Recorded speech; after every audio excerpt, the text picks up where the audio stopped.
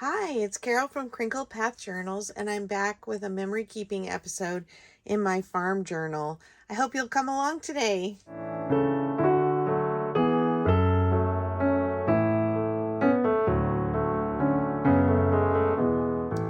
I thought I'd go to the back of the book and see if I can't find a page.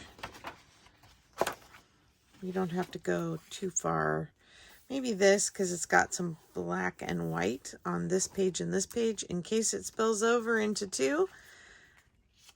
My memory keeping page today is about our oldest goat. Now, we just recently lost him. He had dinner one night recently and was seemingly fine, and the next morning my husband found him in his favorite place in an old doghouse in the pasture. And his name was Cookie, and he was at least 17 years old. We aren't exactly sure how old he was when we got him, and I'll insert some footage of him here while I'm working on the page. I have a couple pictures. This is from when we got him. We didn't name him Cookie. He came with the name, but you can see why. He looks like cookies and cream, and this was his buddy Kit, who we adopted at the same time from a rescue. And there's a little Chowini back there peeking. Anyway, Cookie and Kit came to us from a family who had them on a very steep hillside and realized that goats on a hillside are not good because they wear away the soil and it erodes. And so they were looking to rehome them through a rescue, and we adopted them. And we had some goats at the time. Here's a picture of him a little later in life. He was very much a love.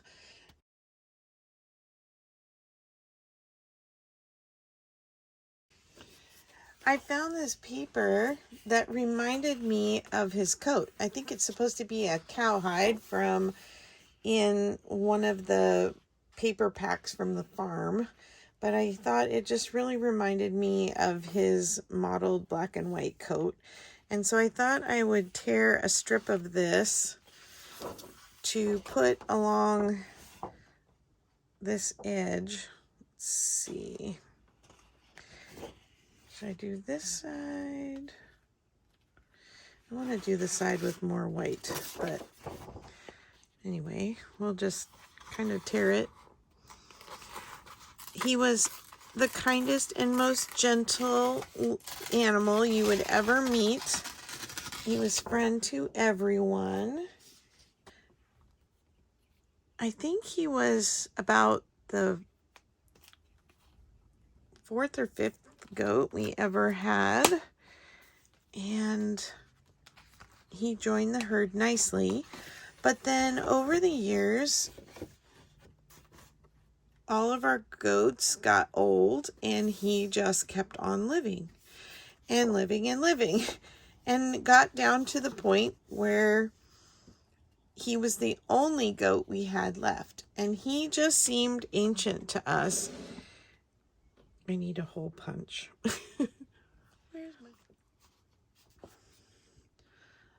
So pretty soon it was just him, and he was getting very lonely. And if you know anything about herd animals, you know that they do not do well alone. They need a buddy to be healthy. It's like they get depressed if they are alone because they need their herd. And we had put in a reservation for 2 new baby goats. They were supposed to be born in February of 2019. But in January, my husband went and found a 4-H girl that was selling a little, I think he was around 18-month-old goat, because poor Cookie just needed a companion. And so my husband went and got this other goat because he was very concerned that Cookie would not continue to live he was getting so thin, he wasn't eating, his hair was starting to get into clumps and falling out. And my husband said, I literally think he is just old and lonely. And he brought that little guy home to be a friend to Cookie. And Cookie perked up a little bit. And then we got our babies in February. And I think I'm going to put his pictures on this card. It's music, something about if ever I should be a man, I'll be a farmer. He was our old farmer goat. But I think I'm going to make a little pocket for this to go in. Anyway, back to my story. So our babies are ready and we pick them up and we bring them, and they had to stay separate from the herd in a side barn, but then we would sit with them with the big goats for a little while. And they were very tiny little bottle fed babies. And when we would bring them out into the field to play, they were so cute with Cookie because they would suck on his long goatee and he would be very patient with them, and he just really perked up after getting the 3 other little boys with him, and they're all weathered males.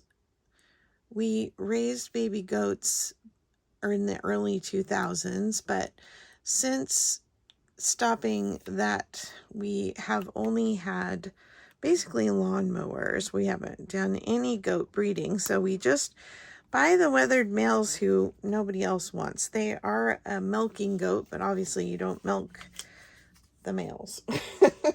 Maybe that's not obvious to some people, but anyway, I wanted to write about his life and just how precious he was with all the other goats in the herd, and what a great grandpa goat he was to our little babies. And so I'm going to journal that on the back. And I found this little piece of chipboard that says humble and kind, and that just very much describes our Cookie. I don't know how I want to do this. I think I'm going to do it down here. Maybe I'll just go ahead and not do a pocket and just put this. How can I make it stay though? I don't know. I keep trying other things and I just feel like the simpler the better for this. And so maybe I will just go ahead and not do my journaling on the back of here. Glue this down because I like the way these look together. And then I'll glue this down to make a tuck here. And I'll find something else to do my journaling on. And I want to grab my brush markers and write his name on here.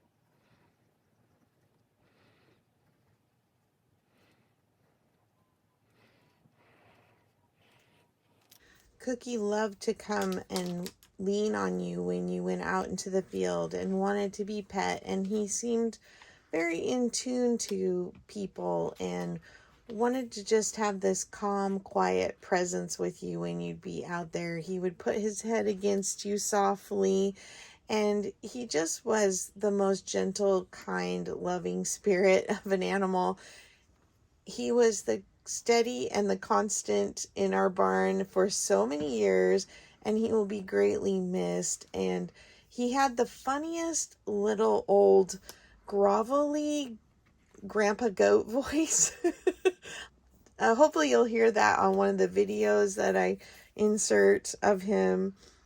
And he was just great with the babies, and we're so grateful for the years that we had with him.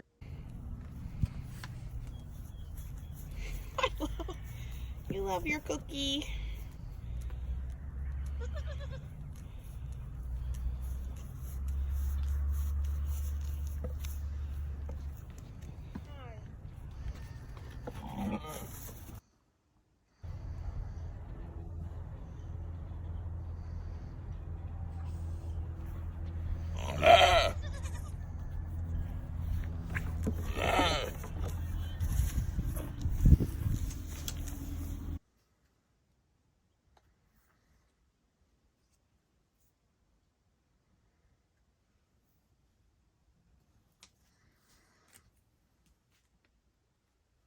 I feel like it needs something more, but I just can't quite put my finger on it.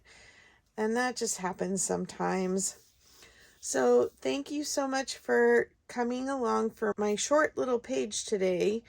And I'll talk to you in the next video. Bye-bye.